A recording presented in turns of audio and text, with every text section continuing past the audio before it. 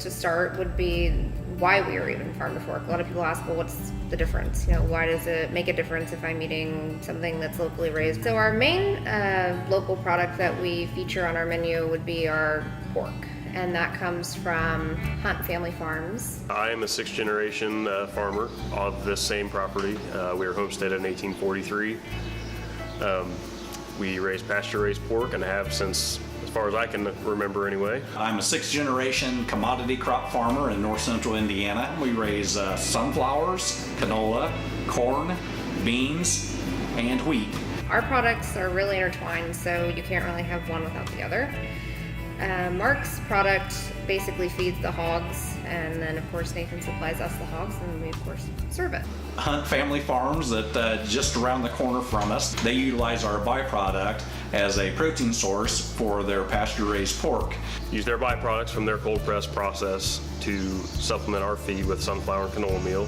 We think that gives the meat an individual taste that you can't find anywhere else.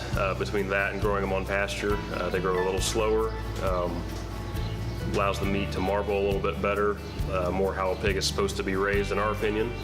Then we sell direct to Parrott's Meat Processing and Jefferson Street Barbecue in Converse, where they utilize it for their pulled pork. We also supply a lot of our own meat and produce. So I actually raise, with my husband, broiler chickens, and we pasture raise those and have those processed in Colfax, Indiana at this old farm. We raise layer hens as well, so all of our eggs that we use here in-house for whether it's a dessert or a salad, those all come from just 7 miles away on our farm.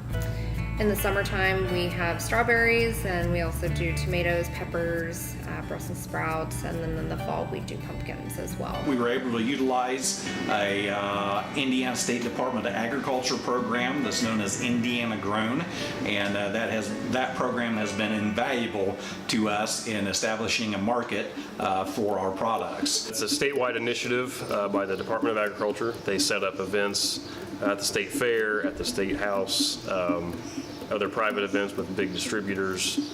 It's just harder to get from point A to point B without that middleman, which ends up being Indiana Grown, because they have the connections and the power of the Department of Agriculture to get into those places and talk to those people. We're currently in select Kroger stores and select Target stores, also Needler's Market downtown Indianapolis, and Lucky's Markets throughout Indiana. So through the Indiana Grown program, we've been able to establish a retail footprint of our products here in Indiana.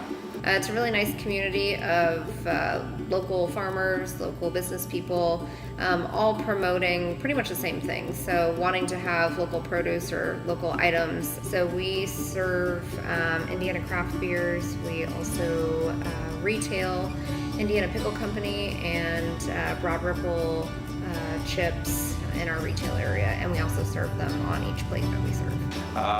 There's a small salad dressing manufacturer in Indianapolis that we partner with called Brickhouse Vinaigrettes.